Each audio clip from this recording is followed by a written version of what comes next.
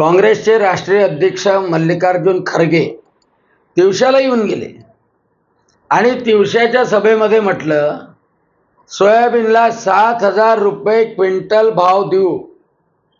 आज शेतकरी या नात्यानं मी देशातले भाव पाहिले। खरगे साहेब, संपूर्ण कर्नाटकामध्ये 3800 रुपयापेक्षा सोयाबीनला भाव नाहीये।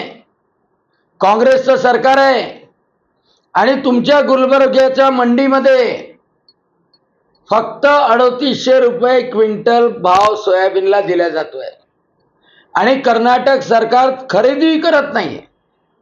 कर्नाटक सरकार दखलही देत नाहीये।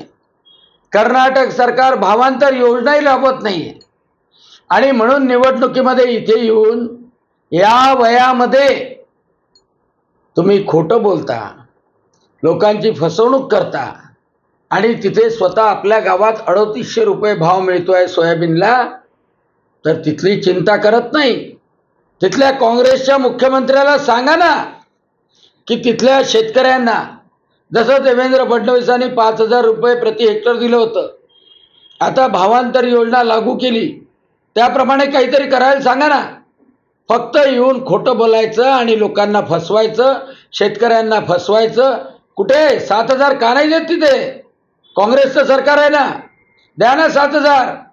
पण तिथे तर तुम्ही खरेदी सुरू करत नाही आणि म्हणून शेतकऱ्यांनो सावधान। 83 वर्षाचा माणूस सुद्धा शेतकऱ्यांशी खोटा बोलू शकतो, स्वतःच्या घरी अंधार ठेवतो आणि बाहेर उजेड पाडायसाठी धडपडतो।